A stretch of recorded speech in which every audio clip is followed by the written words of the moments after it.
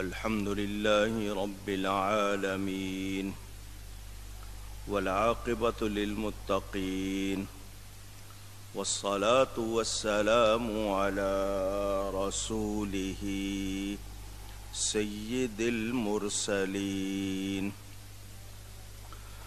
رحمة للعالمين شفيع المذنبين سيد الأولين والآخرين سيدنا ومولانا محمد رسول رب العالمين وعلى آله وصحبه أجمعين. أما بعد فأعوذ بالله من الشيطان الرجيم. بسم الله الرحمن الرحيم.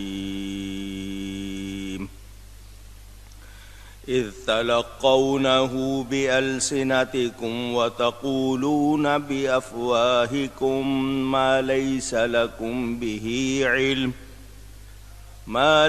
لكم به علم وتحسبونه هينا وهو عند الله عظيم.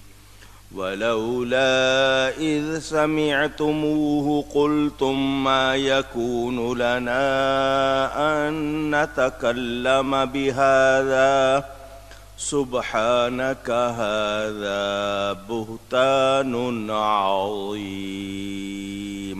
صدق الله العلی العظیم. محبت کے ساتھ ایک مرتبہ دروشی پڑھ لیجئے. اللهم صل على سيدنا ومولانا محمد معدن الجود والكرم وآله وصحبه وبارك وسلم.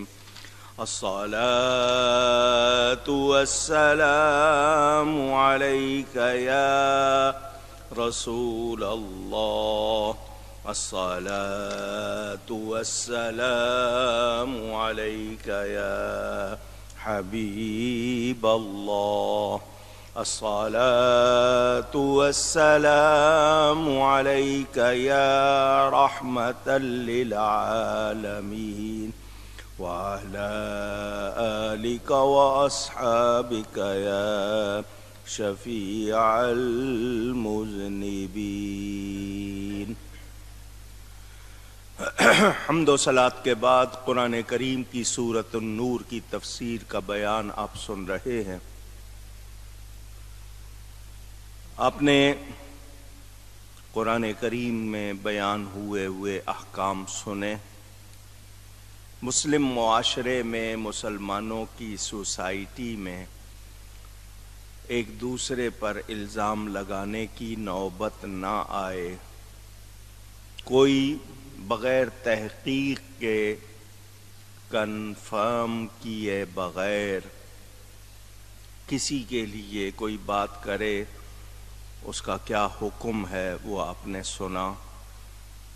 ہر ایک کو اس کے عمل کے مطابق جزا اور سزا کا بیان بھی آپ نے سنا. کسی نے بہتان لگایا، کوئی خاموش رہا شک کی بنا پر، کوئی سن کر ہنس دیا.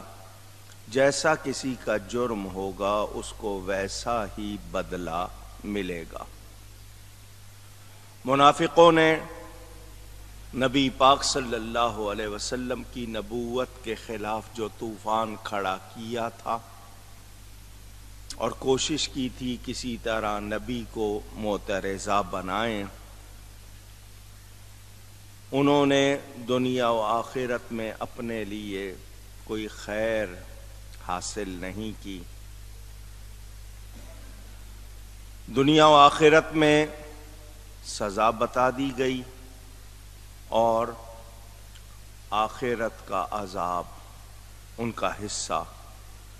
یہاں سے معلوم ہوا کہ بڑوں کی گستاخی پر پکڑ ہوتی ہے، عذاب آتا ہے. شیخ سعدی کے حوالے سے یہ جملہ ایک زمانے میں بچوں کو چھوٹی عمر میں پڑھا دیا جاتا تھا، خطائے بزرگاں گرفتن خطا است، کہ بڑوں کی خطا کو پکڑنا بھی خطا ہے۔ کچھ لوگ اس کے معنی غلط لیتے ہیں، میں اس کی ذرا تھوڑی سی وضاحت کر دوں۔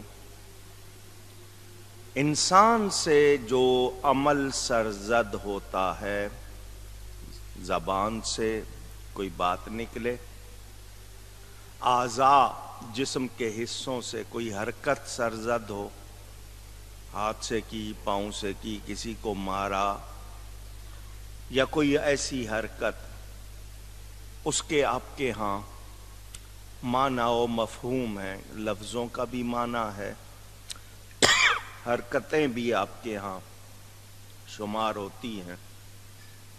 کچھ لوگ ہاتھ دکھانے کو، کسی کی طرف منہ کر کے پنجہ دکھانے کو لعنت شمار کرتے ہیں۔ اسی طرح مکہ بنا لیا جاتا ہے ہاتھوں کی انگلیاں بند کر کے، اس کو بھی آپ لوگ اس حرکت کو بھی شمار کرتے ہیں۔ یہ انسان کے اعمال، کچھ کہہ دیا، کچھ کر دیا۔ ایک ہے اس کا دنیاوی طور پر دنیا کے لحاظ سے کچھ کہنا کرنا، اور ایک ایسا عمل جو دین میں قابل گرفت ہے، یعنی پکڑ کے قابل۔ دونوں کا حکم ایک نہیں۔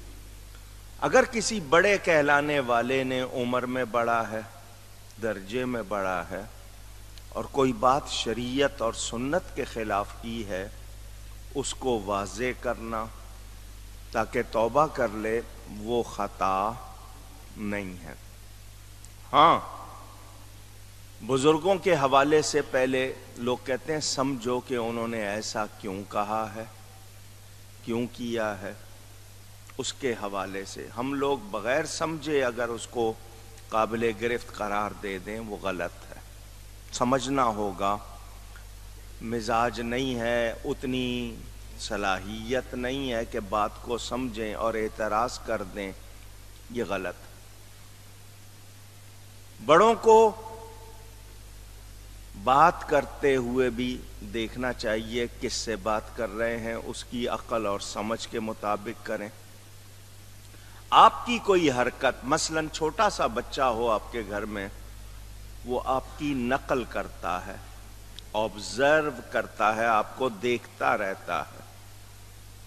آپ منہ سے بھلے سے کچھ بھی کہہ رہے ہیں، لیکن یہ کہ وہ آپ کو دیکھ کر اسی طرح، مثلا آپ ٹیلی فون سنتے ہیں، بچہ ٹیلی فون کو کان سے لگاتا ہے، وہ آپ کی نقل کر رہا ہے۔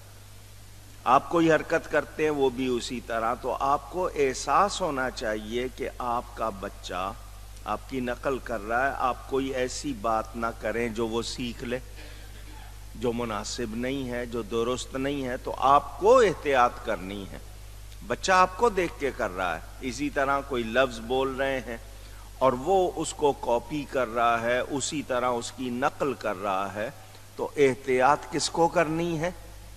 کہنے اور کرنے والے کو، جو سمجھدار ہے۔ بچے کے لیے آپ کہتے ہیں وہ سمجھدار نہیں ہے، تو احتیاط آپ کو کرنی ہے۔ وہ لوگ جنہوں نے منافقوں کی اس سازش کے معاملے میں خاموشی اختیار کی، تردد میں یعنی شک میں پڑے رہے کہ پتہ نہیں کیا صحیح ہوگا کیا نہیں ہوگا، یہ جو کہہ رہے ہیں کوئی بات تو پیچھے ہوگی، اس شک میں پڑ گئے، وہاں پر بیان کر دیا گیا کہ نبی کریم صلی اللہ علیہ وسلم کے بارے میں ایمان والوں کا شک کرنا بھی، اس کی بھی کوئی گنجائش نہیں ہے۔ مخلص مومنوں کو، سچے مومنوں کو کوئی شک نہیں پڑا، کوئی تردد نہیں ہوا، ورنہ وہ بھی اس عتاب میں داخل ہو جاتے۔ جھوٹا بہتان ہونا کسی بات کی صداقت میں یا اس کی اس کے جھوٹ ہونے میں ہم لوگ آج کل کچھ پیمانے برتتے ہیں. کہنے والے سے ہمیں دشمنی ہو تو ہم اس کی سچی بات کو بھی جھوٹا کہہ دیتے ہیں. اختلاف ہو تو بھی اس کی بات کو قبول نہیں کرتے، اور یہ مزاج عام ہو گیا ہے. اصل معاملہ کیا ہے، بات میں سچ کیا ہے، اس پر دھیان نہیں دیتے. اللہ تعالی نے واضح فرما دیا کہ دیکھو یہ جو بہتان لگایا گیا یہ کھلا بہتان ہے. نبی پر کیسے چھپا رہتا جب اللہ اس کو کھلا بہتان فرما رہا ہے. افکم مبین کے لفظ کے کھلا بہتان. وہ لوگ جنہوں نے بہتان لگایا ان کا ظاہر اور باطن درست نہیں تھا، جھوٹے تھے. اور اگر گواہی لے آتے تو ظاہر کوئی آدمی اپنی بات پر گواہی لے آئے تو ظاہری طور پر وہ گواہی دے کر جھوٹا نہ رہتا، مگر یہ تو بہتان باقاعدہ بنایا گیا تھا. انہوں نے سوچا تھا اور اس کی پلاننگ کی تھی. تو وہ تمام کے تمام جنہوں نے اس اعتراض میں بہتان میں حصہ لیا ان کے لیے واضح بیان آ گیا. اب وہ لوگ جن کے لیے سزا بیان ہو گئی، جو اس تہمت میں شامل ہو گئے یا جو خاموش رہے، تم کو توبہ کی مہلت اور توبہ کرنے پر معافی کا وعدہ، اس لیے عذاب سے بچت ہو سکتی ہے. لیکن یاد رہے ہمیں زندگی میں، رشتے ناتوں میں، لین دین میں، تعلقات میں معاملات پیش آتے ہیں. بہت احتیاط کی ضرورت ہے کسی کو جھوٹا کہنے میں اور پھر اس پر بہتان لگانے میں. پہلے جب تک تسلی نہ ہو آپ کسی کے لیے کوئی لفظ نکال دیتے ہیں، پھر آپ کو سنبھالنا مشکل ہو جاتا ہے.